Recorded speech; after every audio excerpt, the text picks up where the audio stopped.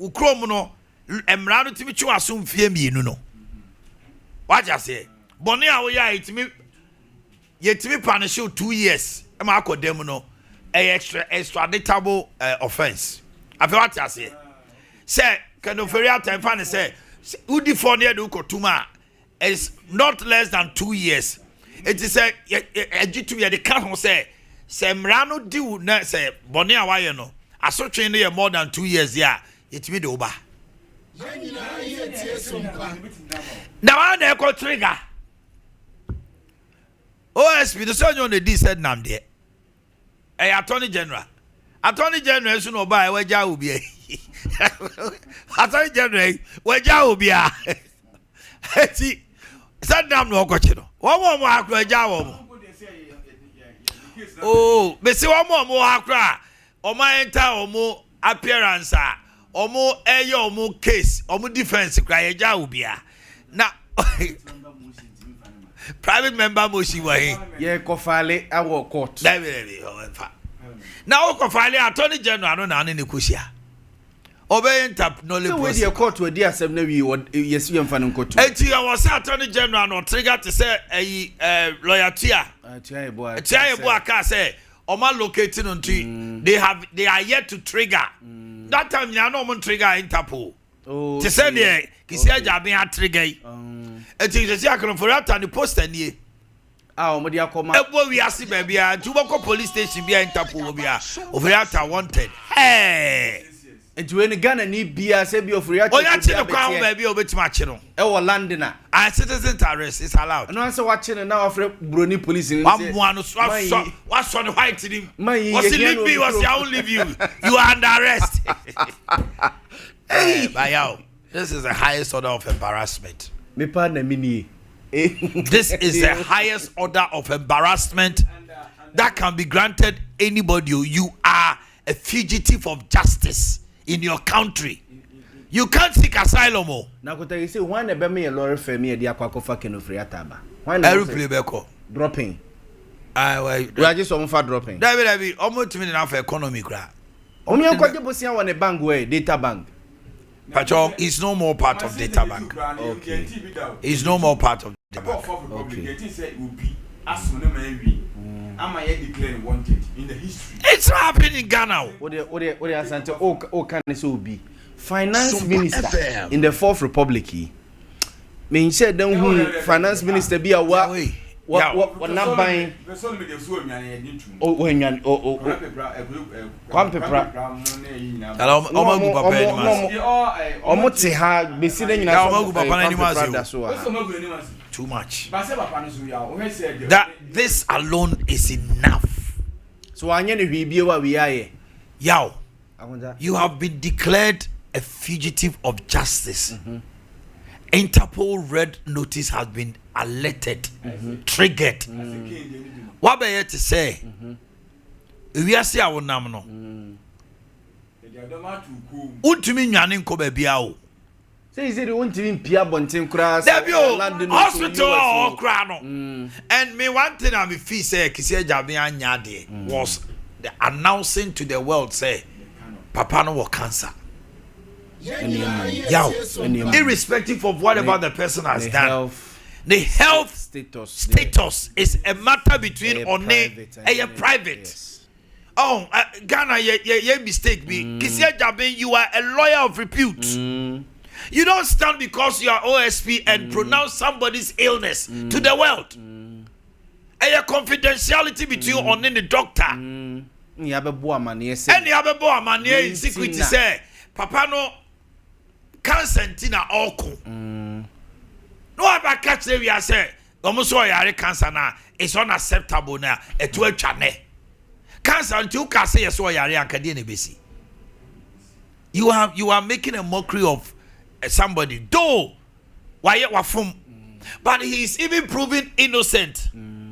Until proving he is presumed innocent and to proven guilty by a court of competent jurisdiction. The fact that he becomes a suspect, he is not a convict. Why do you want now the papa na yari abe two just say we are seeing it was so bad. I mean, Kise Jamin should be careful. Only Kenofriata ni Kise Jamin the mummy kubusem. Oh yeah, beef with the bio. Utum say omo beef like only was beef personal. Because we are told to say he was not for the position way. Now Gabine yi be there Tuomona very good. And I didn't buy. And I was also making initial request for more cars. And baby, I said, Kenofriata was stifling him initially of funds. Okay. I quite the second Kenofriata as so. Sada Ninia Works and Housing Ministry. Works and Housing Ministry. Nani Niano was State Housing Company. And a virus call report to Ninuanema, as I say. Ninuano is like Omoko. A board meeting it's like as if he's the chairperson. The Obe can be also a final. There be also one virus when yasem. And as a super minister, no ye no call AESL. I accept a national country for France and so. Say, how dare you? Why would you change my brother without informing me? As I'm so now 2 years now. Only fans or they call. It's your 1 4 years as I'm so echo works a house in honor a contract what Ghana in our news.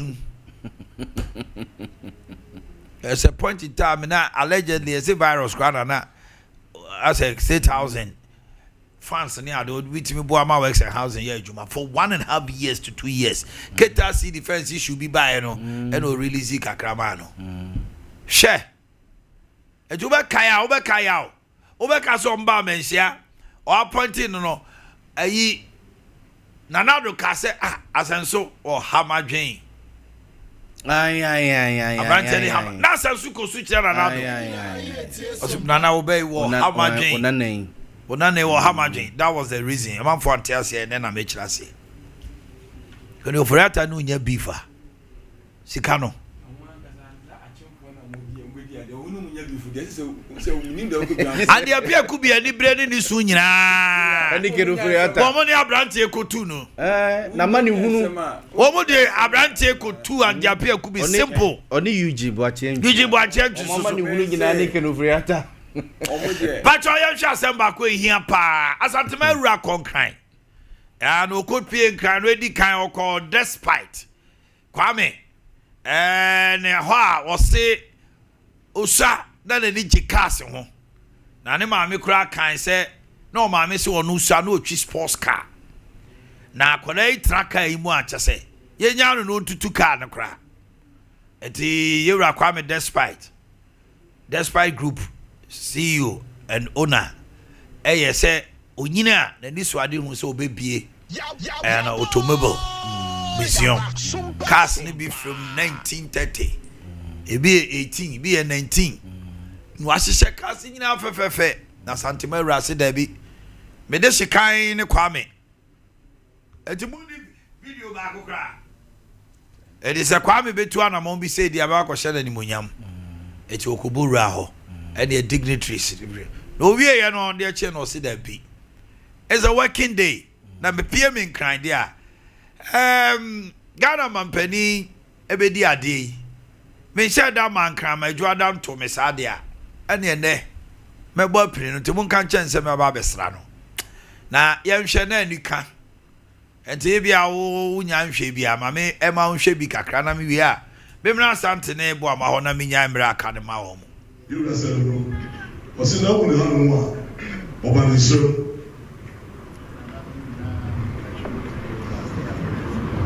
Sure, Moba, let's a papa for now. FM by Musity. Yo, see the church, and then by Bob, and Yadum, Magarafuna, Chopama, or Sabi, I didn't know what you knew about Sabi, Messiah. So ahead, I didn't know Otumfour. Sure. See, one chance now, which are you making? 7 to home. So, we have a chance at mine, but you are Sadio, you know, you too both fair.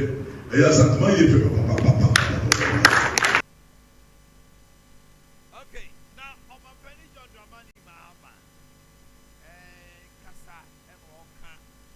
the genesis of his presidency. Say brebi anana. What he say? Yes, one koye vice president Tamils na. Ato ahoy mu nyina koye ni mpanimfo koye wose da bi. On the on your politics view. Na Otumfour tie no say, "Mo fra me nana ne ma me no bra." Also okoye. Wo de yentie. I don't know want to take the seal out of the wind out of the seal. The first time Professor Mills sent Bafo Boni of blessed memory and a team to come and tell me that he wanted me to be his running mate. And at that time, I had made my plans to leave politics. So my response was, no, I won't do it. So later he sent Ato Ahoy and Totobi Kwachi and Kwamina to come and ask me to accept to be his running mate. Again, I said no. And so one day I was in Accra, I got a call. It says, Otumfour wants you in my share. Who am I to refuse? So I got up and went. And when I went, I said, hey, when you say, Pastor Bill say, but yeah, Nabi de Che, Nabi de Vice President, I was there be. Hey, oh boy. He says, when your country calls you, you can't refuse. He says, I was sitting in London somewhere, and my kingdom called me to come and be Otumfour. I think I don't want to enjoy the free life that I had to do it, so you cannot refuse.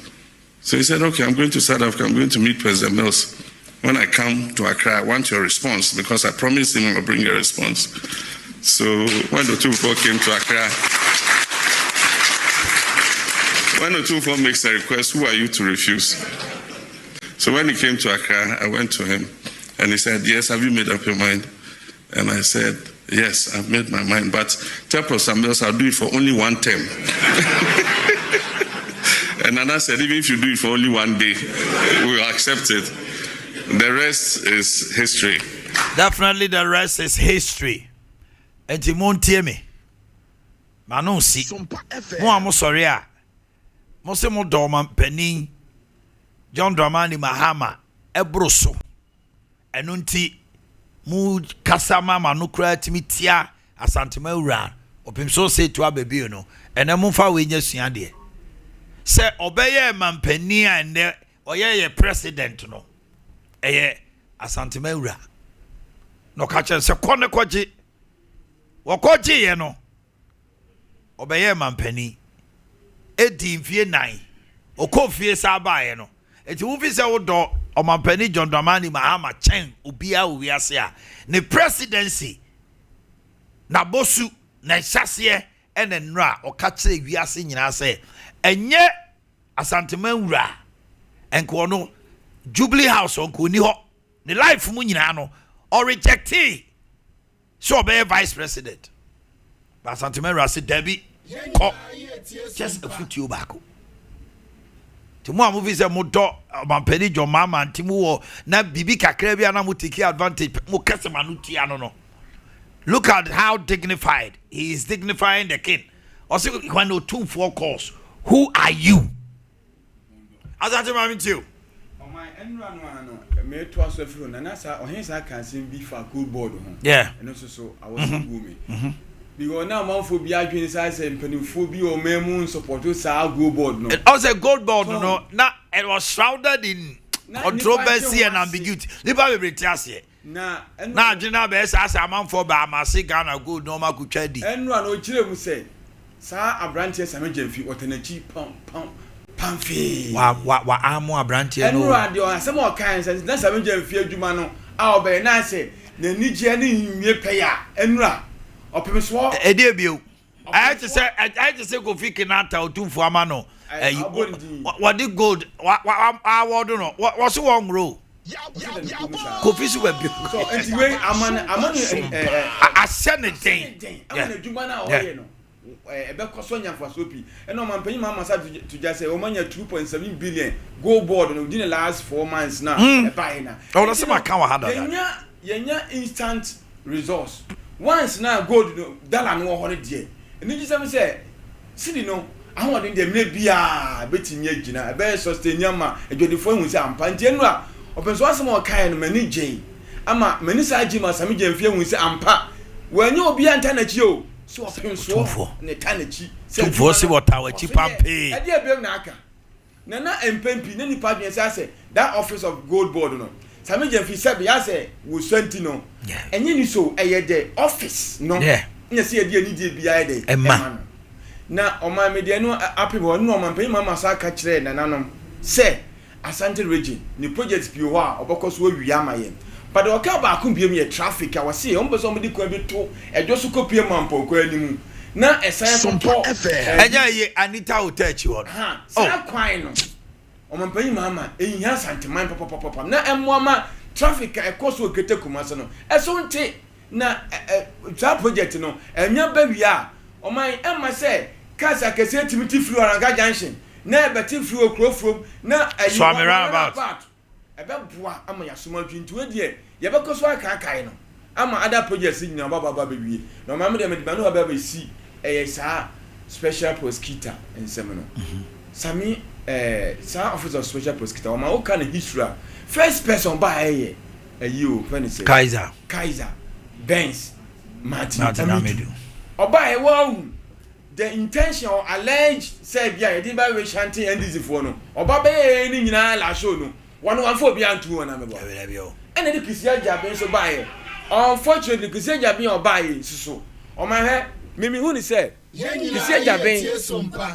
kisia jabe adwuma o enya de say eba wadi NDC na say abandon say be kande because say no I say juma o die no wo ye adwuma na boa o mampani aban no ha o ma he kisia jabe o bae no mim te ka say NDC bia ni wa watch you why investigating for now there be na NDC ni bon be na NDC bia me ba you say na say akuma wo dia I pen say akuma edua wo dia share akuma ni akuma na say ebunu ya enti onu kise jaben ebi before na appointed no man ba office oba yen so no adwuma wo ye no I say wo ye ne switch ana so se sia no kane no no sia chechire ne sa anamboa so wo tie kise jaben ankwanoma meye ne metumi ni ade no na ofi say obampani akufado na ode ne be si ho na akra sa ene na pamfo any ministers he may declare say o make attempt to be an as a ministers ni bi ni party ni nya se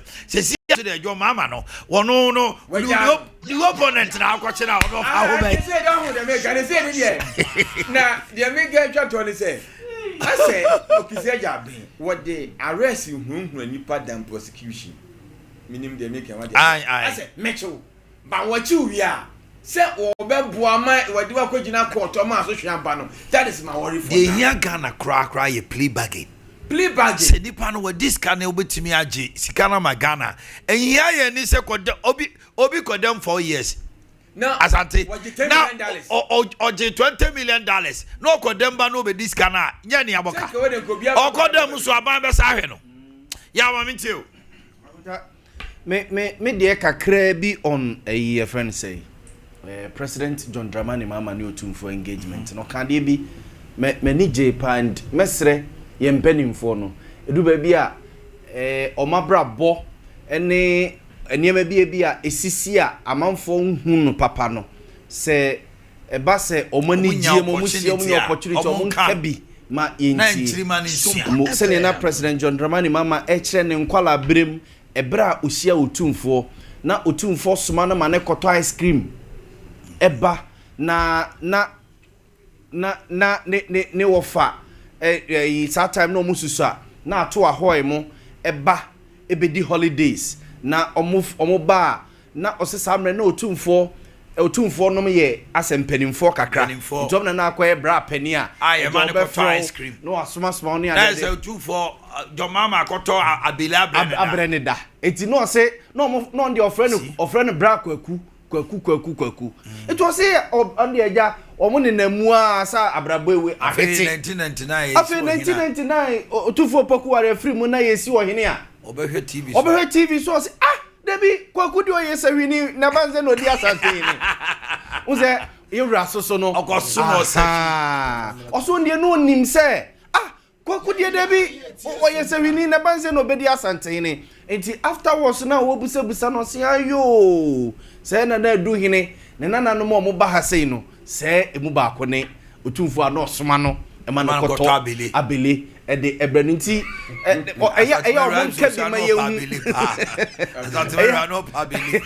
eya omon kabi ma yehu so such a wonderful story. So you sit there, you say you love Omampelijo man, and nothing they do maybe ebi musu kaso Omampelijo mama. People like that who profess they love you and they speak against this man, shut them up. Yes. And say me say Pia Bontin Temwa, and give you those in Sembia. Amanfo bi dia bufo be keka basa no kombejai so okay on any this relationship way otabele nyina yes so ntini mani bi wo no mo a kama na ka ohene ka fo na do ho so he has been his lawyer since yes ordinary na UK babia yes me mpewase no omunim me lawyer abesine. Look at this. Nti denka an opportunity bi so ba na nka na do so no akabia me yehu so ohene kan ne mo ma me so be mfa bi nka ho yes na ebaburu na wu se wo ko se ebia asantema wura at a point in time 2016 na yamanfo kra ka say menhia kra empe omampani asem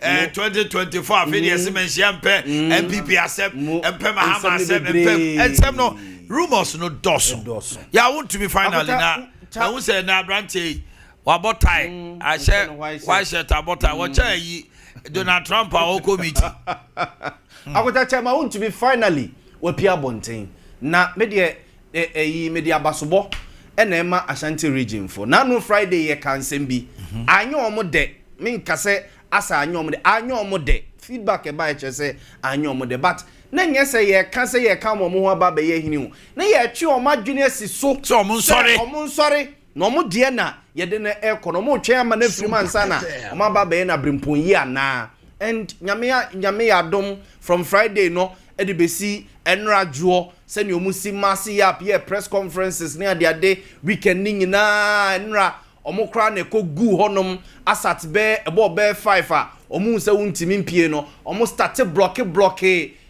Yoko to send a message to them say omu free asante aba no omo de omo de eko ye encourage say omu block but they showed up so say yetiana wafo asore ko na we vote asore ko na Western North for ba na Asante region motia na mum de ko so a entwa ye no eye politics a edu baby na MPP for ede eya na sebi impreduas a lawyer for akese pa na sebi omadwene afiri mra so na fe akoy politics nko a eno na going forward ombachi omunkrofo no bebiri omumfa nso omutiri bebre bedam omumfa nso omutiri I can tell you Yoko ho de bebre be ko I can tell you say akwata body me modi by prayer and revelation my friend Ipambienu bi aka kire omo so omunye ready omeko Yoko anabia na minim nipa kro ba maka chom say omo na omo so no omunye ready nipa mienu anasi ID e wa MPP empire bomu na me huye me nkasa pi ma me twa maka kire wo going forward politics no me se maka kire wo edi togere na to ayi your president se mura kwa ebusia for ye kwaba asante e bodu ba bia